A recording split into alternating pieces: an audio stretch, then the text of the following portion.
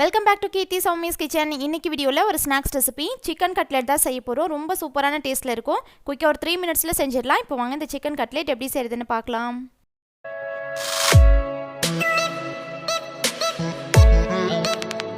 First chicken cutlet செய்கிறதுக்கு சிக்கனை அரைச்சிக்கலாம். நான் இதுக்கு ஒரு 150 கிராம் அளவுக்கு போன்லெஸ் சிக்கன் எடுத்திருக்கேன். இதை மிக்ஸி ஜாரில் போட்டு நல்லா ஃபைன் பேஸ்ட்டாக அரைச்சிக்கிறேன். நீங்கள் இந்த மாதிரி செய்கிறதுக்கு பதிலாக சிக்கனை வேக வச்சுட்டு அதை குட்டி குட்டி பீசஸாக கட் பண்ணி போட்டு கூட செய்யலாம். இந்த மாதிரியே அரைச்சி எடுத்து வச்சுக்கலாம். இப்போது ஸ்டவ் ஆன் பண்ணி வானல் வச்சுருக்கேன். இதில் 1 டீஸ்பூன் எண்ணெய் விட்டுக்கலாம். இதில் ஒரு மீடியம் சைஸ் வெங்காயம் இந்த மாதிரி நல்லா பொடியாக கட் பண்ணி சேர்த்துக்கிறேன். வெங்காயம் லைட்டாக டிரான்ஸ்பரண்ட் ஆகட்டும். ஒரு நிமிஷம் இதை வதக்கி விட்டுக்கலாம். இப்போ இதில் 1 டீஸ்பூன் இஞ்சி பூண்டு பேஸ்ட்டு சேர்த்துட்டு இஞ்சி பூண்டோட பச்சை ஸ்மெல் போகிற மாதிரி இதையும் ஒரு நிமிஷம் வதக்கி விட்டுக்கிறேன்.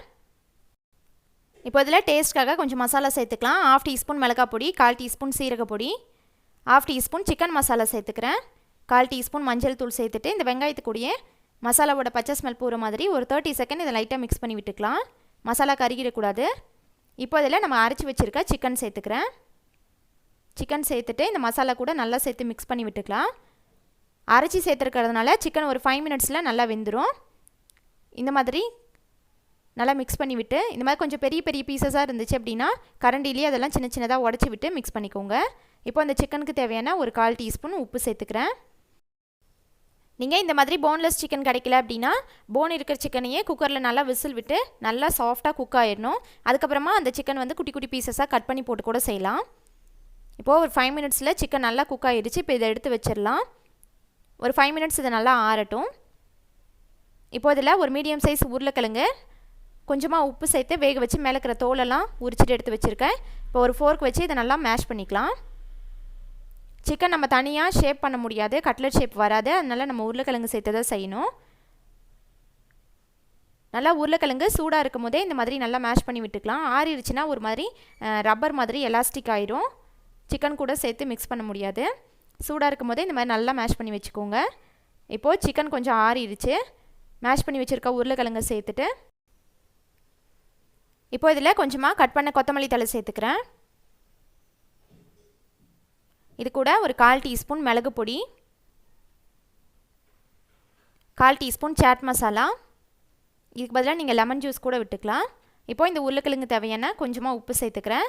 ஆல்ரெடி வேக வைக்கும் போது உப்பு சேர்த்துருக்கோம், அதனால் பார்த்து சேர்த்துக்கோங்க. இப்போது இதில் மிக்சடு ஹர்ப்ஸ் சேர்த்துக்கிறேன். இந்த ஃப்ளேவர் நல்லாயிருக்கும், இருந்தால் சேர்த்துக்கோங்க, இல்லைன்னா பரவாயில்ல. இப்போது சிக்கன் உருளைக்கிழங்கு எல்லாமே நல்லா மிக்ஸ் ஆகுற மாதிரி கையில் இந்த மாதிரி எல்லாத்தையும் ஒன்று சேர்த்து மிக்ஸ் பண்ணி விட்டுக்கலாம். சிக்கன் தனித்தனியாக இருக்கக்கூடாது. இந்த மாதிரி நல்லா பிசைஞ்சதுக்கப்புறமா இந்த மாதிரி குக்கி கட்டர் ரவுண்ட் ஷேப்பில் இருக்கும்ல, நம்ம மிக்ஸ் பண்ண மசாலாவை இதில் ஒரு உருண்டை அளவுக்கு எடுத்து வச்சு இந்த மாதிரி ஷேப் பண்ணிக்கிறேன். உங்கள்கிட்ட குக்கி கட்டர் இல்லைன்னா பரவாயில்ல, நம்ம கையிலேயே இந்த மாதிரி ரவுண்ட் ஷேப்புக்கு பண்ணிக்கலாம்.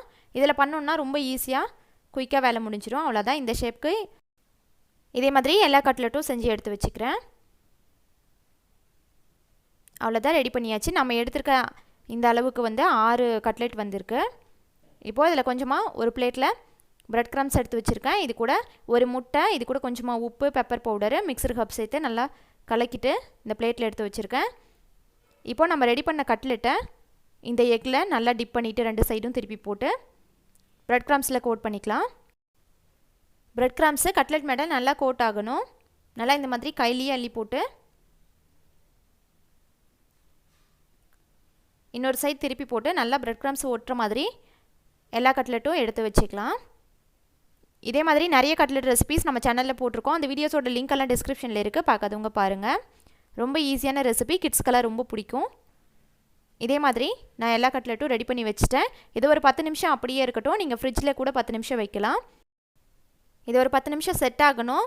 ரெடி பண்ண உடனே எண்ணெயில் போட்டோம் அப்படின்னா பிரிஞ்சு போயிடும். அதனால் 10 மினிட்ஸ்க்கு அப்புறம் ஸ்டவ் ஆன் பண்ணி எண்ணெய் காய வச்சுருக்கேன். எண்ணெய் நல்லா காய்ச்சதுக்கப்புறமா நம்ம ரெடி பண்ணி வச்சுருக்க கட்லெட் போட்டுட்டு ஒரு 30 செகண்ட் ஒரு சைட் குக் ஆனதுக்கப்புறமா இன்னொரு சைட் திருப்பி போட்டுக்கலாம்.